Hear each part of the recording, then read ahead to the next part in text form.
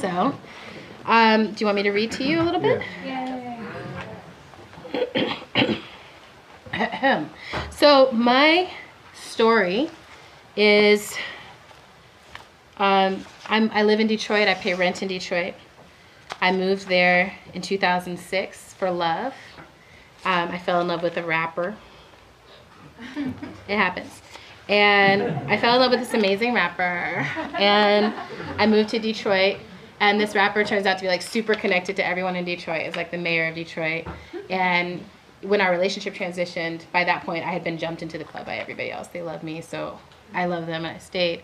I also got to meet my mentor there, Grace Lee Boggs. And I got to spend 8 years, the last 8 years of her life, being mentored by her.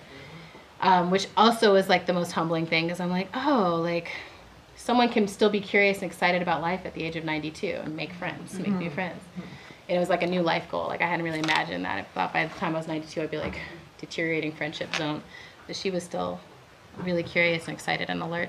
And she's another one who, if you haven't read her work, she has an amazing autobiography called Living for Change. And her most recent book is The Next American Revolution. And she's just awesome. She teaches us so much. So they taught me a lot about gentrification in Detroit. So this story is kind of my fantastical response to gentrification. And I'll start kind of halfway through.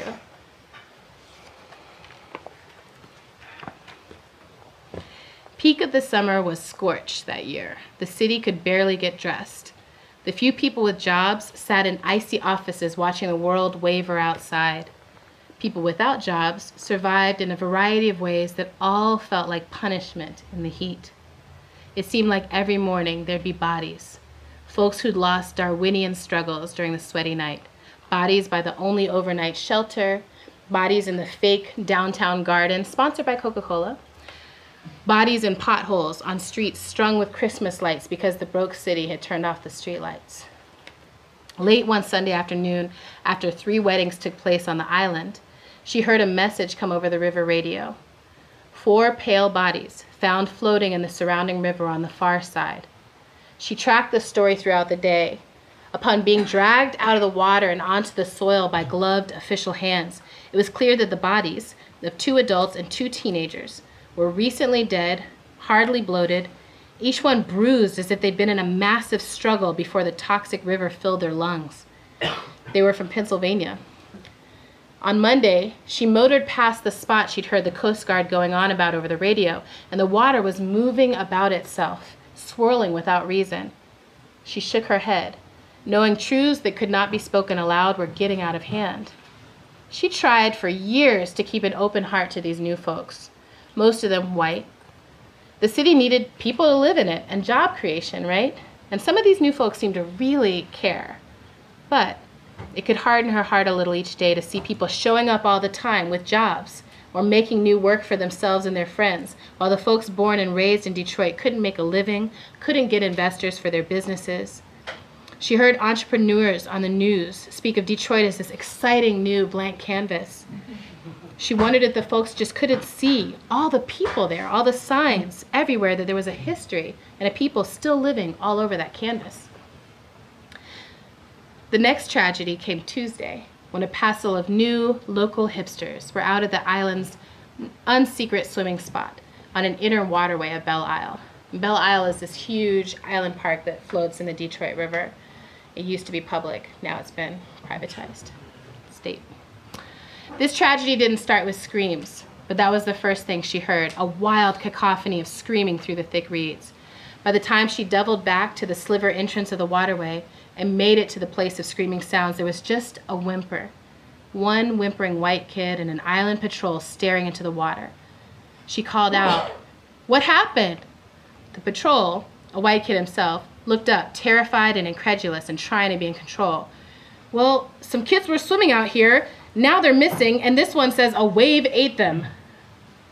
The kid turned away from the river briefly to look up at the patrol, slack-mouthed and betrayed. Then the damp, confused face turned to her and pointed at the water. "It took them." She looked over the side of the boat then, down into the shallows and the seaweed.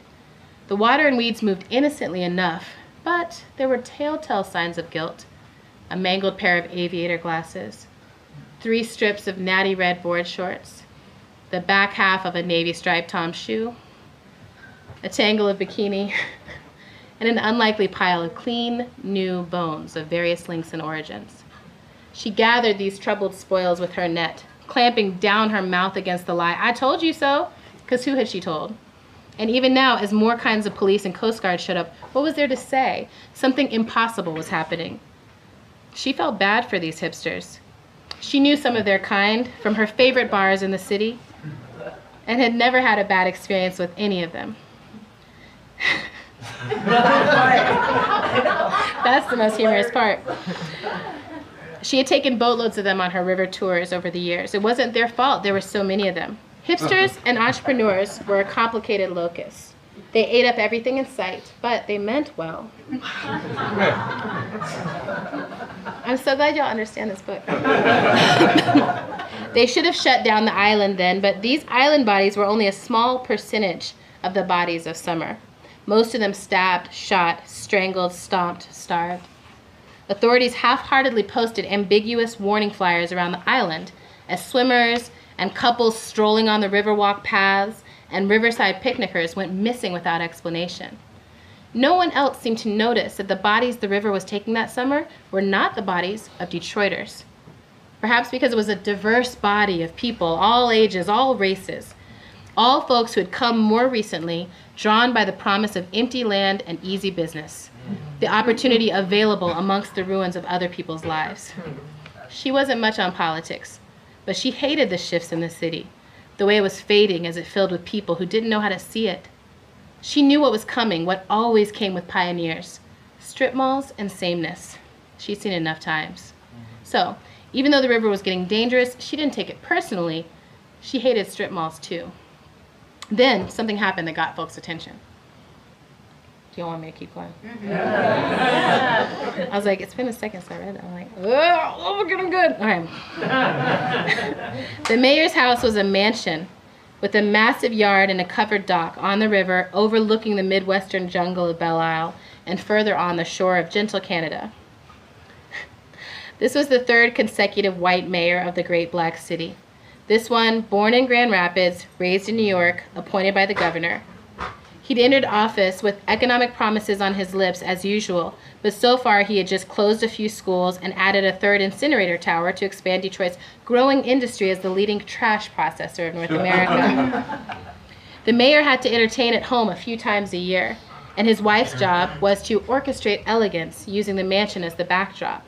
People came, oohed and awed, and then left the big place to the couple. Based on the light patterns she observed through the windows on her evening boat rides, she suspected the two spent most of their time out of the public eye, happily withdrawn to opposite wings. She brought the boat past the yard and the covered dock every time she was out circling the island looking for sunset. As the summer had gone on, the island disappearances had put the spook in her completely, and she circled farther and farther from the island shore, closer and closer to the city, which meant that on the evening of the mayor's August cocktail party, she was close to his yard, close enough to see it happen. Dozens of people coated the yard with false laughter, posing for cameras they each assumed were pointed in their direction. Members of the press were there, marking themselves with cameras and tablets and smartphones with the air of journalists covering something relevant. The mayor was aiming for Dapper, a rose in his lapel. As she drifted through the water, leaving no wake, the waves started to swell erratically. In just a few moments, the water began thrashing wildly, bucking her. It deluged the front of her little boat. That is a really hard word to say out loud, by the way. I still haven't figured it out. The front of her little boat as she tried to find an angle to cut through. Looking around, she saw no clear source of the disruption, just the single line of waves moving out from the island behind her, clear as a moonbeam on a midnight sea. She doubled the boat around until she was out of the waves, marveling at how the water could be smooth just 20 feet east. She looked back and saw that the waves continued to rise and roll, smacking against the wall that lined the mayor's yard. The guests, oblivious to the phenomenon, shouted stories at each other and Heimlich maneuver belly laughter over the sound of an elevator jazz ensemble. Again, she felt the urge to warn them. And again, she couldn't think of what to say. Could anyone else even see the clean line of rising waves? Maybe all this time alone on the boat was warping her mind. As she turned to move along with her boat, feeling the quiet edge of her sanity, the elevator music stopped, and she heard the thumping of a microphone being tested. And there he was, slick, flushed, wide, and smiling. He stood on a little platform with his back to the river, his guests and their champagne flutes all turned towards him. The media elbowed each other half-heartedly, trying to manifest an interesting shot. And that's when it happened. The first thing was a shudder, just a bit bigger than the quake of the summer of 2010, which had shut down work on both sides of the river. And then, one solitary and massive wave, a sickly bright green whip up out of the river, heading towards the mayor's back. Words were coming out of her mouth, incredulous screams twisted with a certain glee. The island's coming! The river's gonna eat all you carpetbaggers right up! When she heard what she was saying, she slapped her hand over her mouth, ashamed. But no one even looked in her direction. And if they had, they would have seen naught but a black water woman alone in a boat. The wave was over the yard before the guests noticed it, looking up with grins frozen on their faces.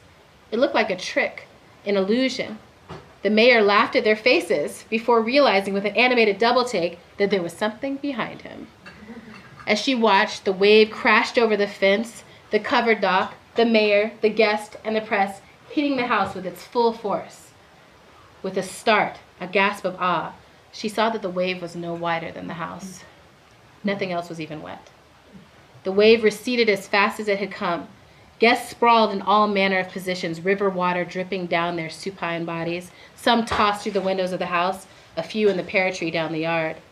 Frantically, as humans do after an incident, they started checking themselves and telling the story of what had just happened. Press people lamented over their soaked equipment. Guests straightened their business casual attire into wet order, and the security detail blew their cover as they desperately looked for the mayor. She felt the buoys on the side of her boat gently bump up against the river wall, and realized that her jaw had dropped and her hands fallen from the wheel. The water now was utterly calm in every direction. Still shocked, she gunned the engine gently back toward the mansion. The mayor was nowhere to be seen, nor was his wife, and others were missing. She could see the smallness of the remaining guests. All along the fence was party detritus, similar to that left by the swallowed hipsters. Heeled shoes, pieces of dresses and slacks. On the surface of the water near the mansion, phones and cameras floated. And on the podium, the rose from the mayor's lapel lay, looking as if it had just bloomed. Yeah.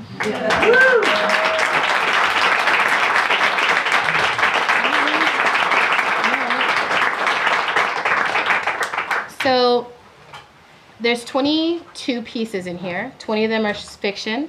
2 of them are essays. One of the essays is by political prisoner Mumia Abu-Jamal, who wrote about Star Wars and American imperialism. And we have audio of him reading his story. It's really incredible. I highly recommend. It's on our website. You can find it. Our dream was to have him actually do the audiobook, but then he got really sick and we haven't been able to manifest that. So someone else did an audiobook for it. The other essay is by Tananarive Due, who is an incredible Black horror writer and who talks about being in a relationship with Octavia and what that mentorship was like.